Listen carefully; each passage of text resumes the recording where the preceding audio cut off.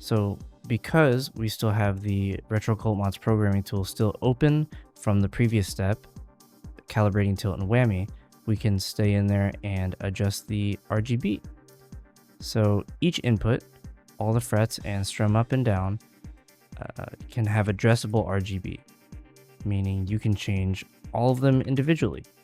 So let's start with the green fret. You'll see here that it has pressed LED color and released LED color.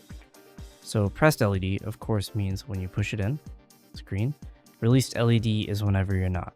So let's make it white, the released LED.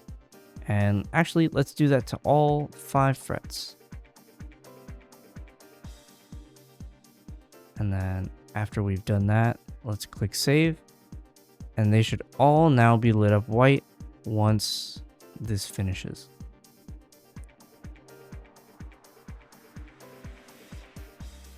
There we go. They're all now lit up.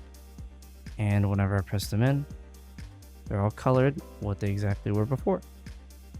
So you can change all of the colors when pressed as well. So let's say we want to make them all blue.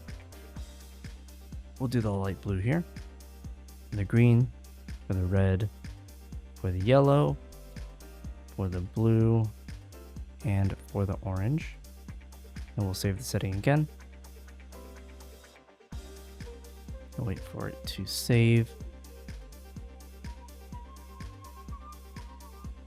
All right, now it is saved.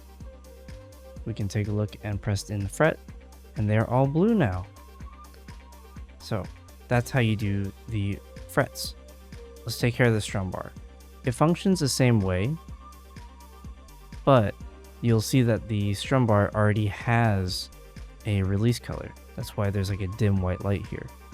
If you click the release, you'll see that it's not quite the bottom black right there, because that'd be turning it off. So let's actually match the frets with a white release, full white. Oh, wrong one. Full white. And then pressed, let's do it that light blue again. And save settings.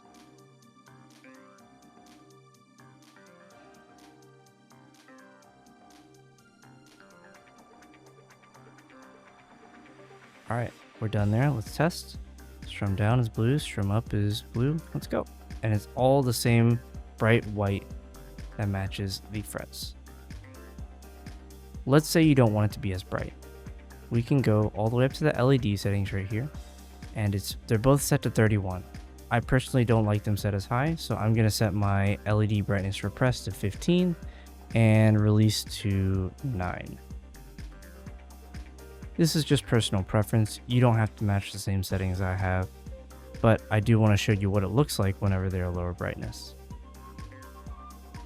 So you can see the white is a lot easier to look at on the camera.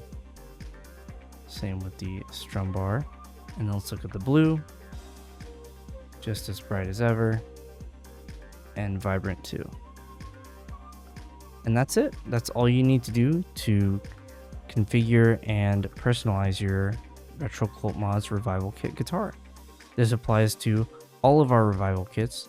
Of course, if you do not have the RGB Strumbar, there's no lights coming out of your Strumbar, right? As we do offer a non-RGB version of the Revival kit. If you have any issues with this, feel free to contact us at RetroCultMods.com. We do have a customer service portal that you can reach out to, and we can help you with any adjustment or any problem that you come across.